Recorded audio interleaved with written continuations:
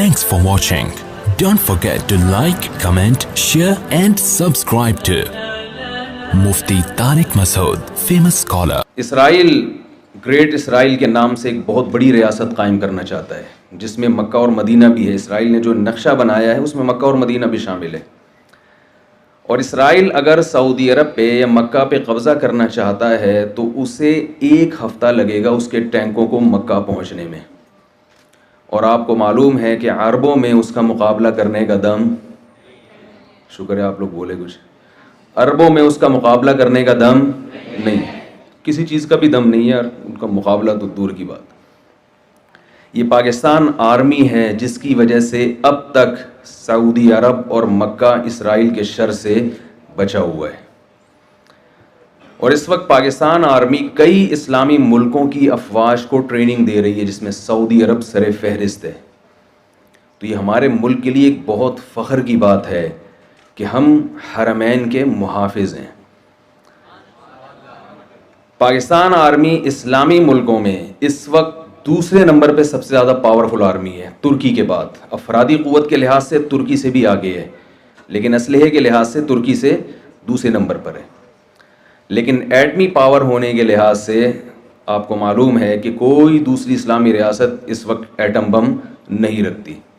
اور atom bomb کی value کا آپ اس سے اندازہ لگائیں کہ اگر آپ کے پاس کچھ بھی نہ ہو، صرف بم ہو، تو یہ بھی آپ کے دفاع کے لیے کافی ہے.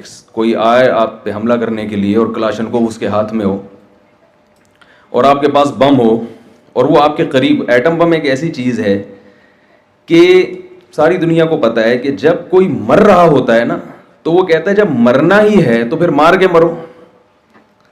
آپ اگر ایک کمزور سی بلی پہ بھی حملہ کریں گے نا، اس کو بھاگنے کا راستہ نہیں چھوڑیں گے تو وہ بھی حملہ کرتی ہے.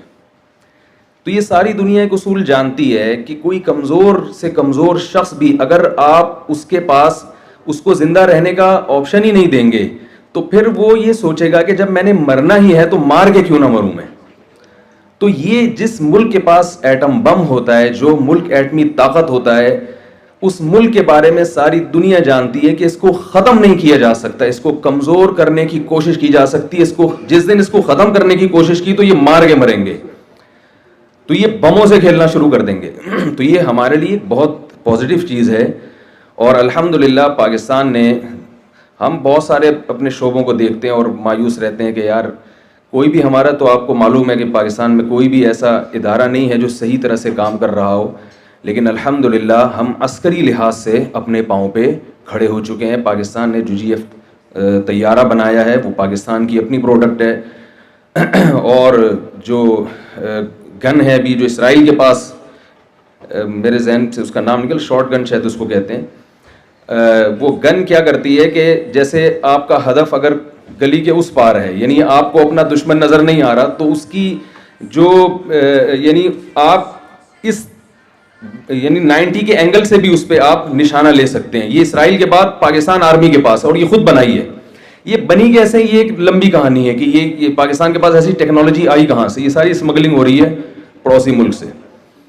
امریکہ آیا نا افغانستان میں تو وہ رہنے کے لیے آیا تھا، لیکن وہاں وہ بیچارہ، اس کی سمجھ میں نہیں آ رہا کہ میں کتنا عرصہ مزید گزاروں اور کب تک میں نے یہاں رہنا ہے اور کیا کرنا ہے. وہ ان کے روزانہ ان کی پالیسیاں چینج ہو رہی ہیں. کہ ابھی ڈونلڈ ٹرمپ کا بیان آیا کہ قطر مذاکرات کامیاب ہو ناکام ہو بھاڑ میں جائے قطر مذاکرات، ہم نے اپنی فوج یہاں سے نکال لی ہے. تو یہ عسکری لحاظ سے الحمدللہ ہم بہت پاورفل ہو چکے ہیں. اور اسلام سے ہمارا رشتہ کتنا گہرا ہے، یہ میرے پاس ٹائم بہت کم ہے تو میں اس لیے بہت ہی ان شارٹ آپ کو میں یعنی اپنا پیغام پہنچانے کی کوشش کر رہا ہوں. تو اب سوچئے کہ اس ملک کے لیے ہم کیا کر سکتے ہیں. میں 2 حدیثیں آپ کے سامنے پیش کروں گا. میرے پاس ایک ڈاکٹر کا سوال آیا تھا ایک دفعہ کہ اسلام میں میڈیکل سائنس کی کیا اہمیت ہے. رسول اللہ صلی اللہ علیہ وسلم کی کوئی حدیث جس میں آپ نے لوگوں کو ڈاکٹر بننے کی ترغیب دی ہو. میں نے کہا بھائی رسول اللہ صلی اللہ علیہ وسلم کی حدیث اور قرآن مجید کی آیت، من قتل نفسا بغیر نفس او فساد فی الارض فکأنما قتل الناس جميعا ومن احیاها فکأنما احیا الناس جميعا. قرآن مجید میں اللہ تعالیٰ کا ارشاد ہے کہ جس نے کسی انسانی جان کو ہلاک کیا تو ایسے جیسے ساری انسانیت کو ہلاک کیا، اور کسی ایک انسان کی جان بچائی تو ایسے جیسے ساری انسانیت کی جان بچائی اس نے. تو ایک ڈاکٹر اگر ڈاکٹر بن کے ہزاروں لوگوں کی جان بچاتا ہے تو کیا وہ اس آیت کا مصداق نہیں ہو سکتا؟ کیا وہ اس کی فضیلت میں داخل نہیں ہوگا؟ زرعی یونیورسٹیوں میں جو ہمارے طلبہ پڑھ رہے ہیں، رسول اللہ صلی اللہ علیہ وسلم نے ارشاد فرمایا، صحیح مسلم کی حدیث ہے، کہ جس نے ایک درخت لگایا اور اس کا انتقال ہو گیا، مر گیا وہ، تو جب تک چرند پرند اس درخت سے کھاتے رہیں گے، آپ صلی اللہ علیہ وسلم نے فرمایا قبر میں اس کو ثواب ملتا رہے گا. ایک درخت کا یہ ہے. تو آپ اگر ملک کی پیداوار بڑھا کر انسانوں کی خوراک کا ذریعہ بنتے ہیں تو آپ سوچئے کہ کتنے بڑے اجر کے آپ مستحق ہوں گے. میں 2 حدیثیں سناتا ہوں اور پھر اپنی بات کو ختم کرتا ہوں. اس سے جو میسج میں دینا چاہ رہا ہوں نا وہ آپ تک انشاءاللہ میں پہنچا سکوں گا. دیکھیے، ایک صحابی درخت لگا رہے ہیں، حضرت ابو ہریرہ رضی اللہ تعالی عنہ. آپ صلی اللہ علیہ وسلم نے فرمایا کہ تم جو درخت لگا رہے ہو نا، تو ممکن ہے تمہاری عمر کم ہو اور اس درخت کی عمر زیادہ ہو. یعنی آپ اپریشیٹ نہیں کر رہے کہ تم اتنی دور کی سوچ رہے ہو، اتنی دور کی، پتہ نہیں تمہاری زندگی اس کے ساتھ وفا کرے یا نہ کرے. اس سے پتہ چل رہا ہے کہ آپ صلی اللہ علیہ وسلم درخت لگانے والے کی حوصلہ شکنی کر رہے ہیں. بھی حوصلہ شکنی کا مطلب تو پتہ ہے نا؟ ابھی تھوڑا سا اردو کا بھی ہوا ہے نا، تھوڑی سی انشاءاللہ ہو گئی ہوگی ترقی. یہاں آپ صلی اللہ علیہ وسلم درخت لگانے والے کو یعنی ایک اپریشیٹ نہیں کر رہے اس کو. دوسری حدیث میں آپ فرما رہے ہیں کہ جس نے درخت لگایا اور وہ مر گیا تو جب تک چرند پرند بھی اس سے کھائیں گے اس کو قبر میں ثواب ملتا رہے گا. تو یہ 2 حدیثیں آپس میں ٹکرا رہی ہیں.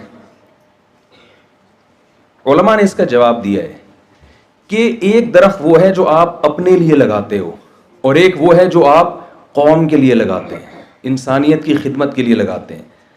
ہمیں جو ترقی کرنی ہے اپنے پیٹ کے لیے نہیں کرنی. اس ترقی کی اسلام حوصلہ افزائی نہیں کرتا. ہمیں ترقی کرنی ہے آئندہ آنے والی نسلوں کے لیے.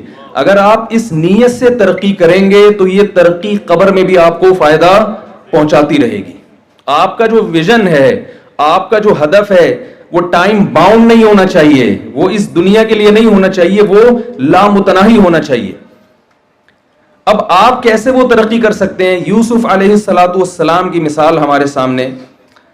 یوسف علیہ السلام نے ایک خواب سنایا تھا بادشاہ کو، خواب کی تعبیر بتائی تھی. بادشاہ سو رہا تھا، اسے خواب آیا کہ میں نے دیکھا کہ 7 موٹی موٹی گائیں 7 پتلی گایوں کو کھا رہی ہیں. تو بادشاہ سلامت جب صبح اٹھے، مصر کی بات ہے، یہ 4-5 ہزار سال پرانی تاریخ. تو بادشاہ سلامت جب صبح اٹھے ہیں تو انہوں نے اپنے درباریوں کو بلایا. قرآن کی یہ آیتیں ہیں جو میں آپ کے سامنے بیان کر رہا ہوں. بادشاہ نے کہا انی ارا 7 بقرات سمان یاکلہن 7 عجاف و7 سنبلات خضر واخر یابسات یا ایھا الملأ افتونی فی رؤیای ان کنتم للرؤیا تعبرون. میں نے دیکھا 7 گندم کے تر و تازہ خوشے، وہ 7 خوشوں کو کھا رہے ہیں اور موٹی موٹی گائیں کھا رہی ہیں پتلی پتلی گایوں کو. تو اس نے اپنے سارے وہ اجلاس بلایا اور کہا کہ مجھے اس خواب کی تعبیر بتاؤ. وہ بیچارے سر جوڑ کے بیٹھ گئے کہ موٹی گائیں پتلی گائیں یہ کچھ سمجھ میں آنے والی چیز نہیں ہے. جب کسی انسان کو کوئی چیز نہیں آتی نا تو وہ سوال پوچھنے والے ہی کا مذاق اڑانا شروع کر دیتا ہے.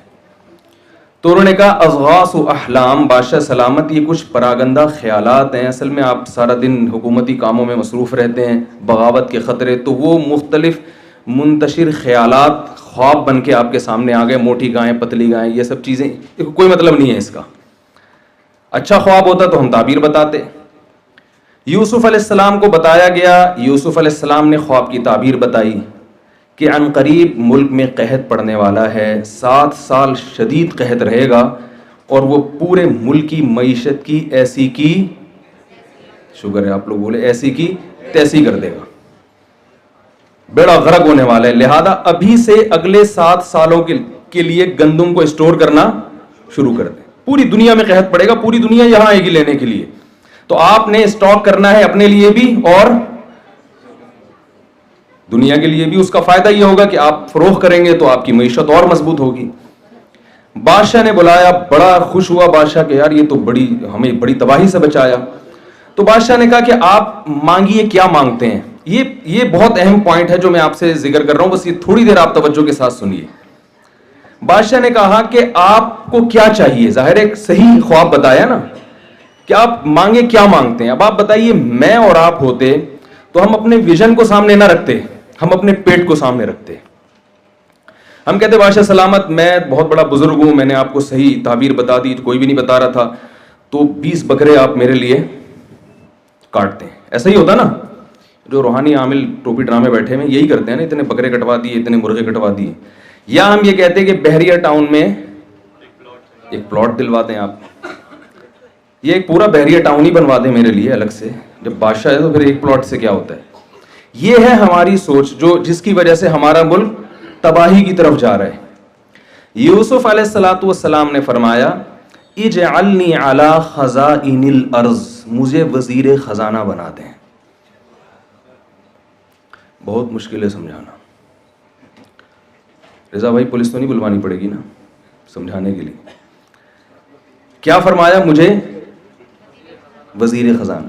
دیکھیں یہ بھی نہیں کہہ رہے مجھے کچھ نہیں چاہیے, مجھے ایک مسجد بنا کے دے دو, وہاں میں امامت کروں اور اپنے نماز روزہ پڑھوں, ایک عبادت, میں تو پیغمبر ہوں, مجھے کیا وزیر خزانہ سے اور یہ سب چیزیں مجھے نہیں چاہیے. نا نا نا, موقع, ترقی کا موقع ہاتھ سے جانے نہیں دے رہے, وزارت چاہیے. اور آگے فرمایا کیوں, پہلے یہ میں بتا دوں کیوں وزارت چاہیے. اس لیے کہ یوسف علیہ السلام یہ بات جانتے تھے کہ اس ملک میں کچھ وقت کے بعد جتنی ویلیو وزیر خزانہ کی ہوگی اتنی ویلیو کسی اور کی, یار بول تو لیا کریں, نہیں ہوگی. مجھے تاکہ مجھے پتہ چلے نا کہ آپ لوگ میرے ساتھ ہیں. وہ یہ جانتے تھے کہ کچھ وقت کے بعد جتنی ویلیو وزیر خزانہ کی ہوگی اتنی ویلیو کسی اور کی نہیں ہوگی. بھائی جب ملک کی معیشت تباہ ہوتی ہے تو سب سے زیادہ ویلیو کس کی بڑھتی ہے؟ جو ماہر معیشت ہے نا, کہ یار یہ کیسے کنٹرول کرے گا. یوسف علیہ السلام جانتے تھے کہ جب لوگ میرے محتاج ہوں گے تو پالیسی کس کی ہوگی, کس کی چلے گی؟ بھائی جو جس کے لوگ محتاج ہوتے ہیں پالیسی ہمیشہ اس کی چلتی ہے. تو جو میں کہوں گا پھر وہ ہوگا. اور وہ جانتے تھے کہ میں اچھا کہوں گا, میں ملک کے لیے برا, میں انسانیت کے لیے, ملک کے لیے برا نہیں سوچوں گا. یوسف علیہ الصلوۃ والسلام نے وزارت مانگی ہے اور اس کی دلیل یہ دی انی حفیظ علیم. وزیر خزانہ میں 2 صفات کا ہونا ضروری ہے جو آج کل ہمارے وزراء میں نہیں ہوتی. نمبر 1 حفاظت کرنا جانتا ہو, ملک کی جو بیت المال ہے نا اس کی حفاظت کرنا جانتا ہو, خائن نہ ہو. نمبر 2 علیم, اکنامکس کا ماہر ہو, علم جانتا ہو یہ کہ کتنا اسٹور کرنا ہے اور کتنا تقسیم کرنا ہے, یعنی اس کو ڈیوائڈ کیسے کیا جائے گا, اس میں معیشت میں توازن کیسے پیدا ہوگا. یہ علم اللہ نے یوسف علیہ السلام کو معجزاتی طور پر عطا کیا تھا.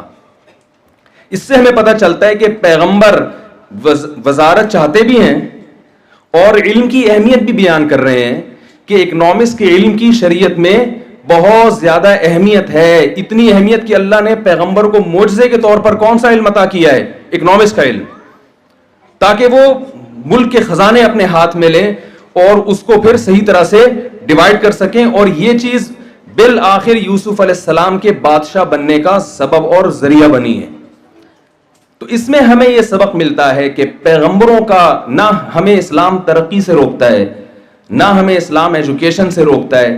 اسلام ہمیں کہتا ہے کہ آپ ترقی بھی کریں, تعلیم بھی حاصل کریں, مگر آپ کی نیت کیا ہونی چاہیے؟ اپنا پیٹ اور اپنی جائیدادیں بنانا, اپنی ذات نہیں ہونی چاہیے, بلکہ آپ کا مقصد ملک اور قوم کی خدمت ہونی چاہیے.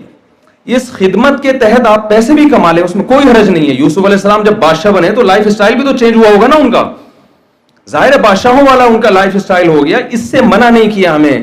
لیکن حضرت یوسف علیہ السلام نے مصر کی حکومت اپنے ہاتھ میں لے کے ہمیں یہ بتایا ہے کہ ہمیں ان تمام تر عہدوں پر پہنچنا پڑے گا جن عہدوں کے پر کو حاصل کرنے کے بعد ملک کی تقدیریں اور ملک کی باغ ڈور ہمارے ہاتھ میں ہوگی اور پھر ہم ملک کو صحیح طرح سے چلائیں گے. Thanks for watching. Don't forget to like, comment, share and subscribe to Mufti Tariq Masood Speeches channel.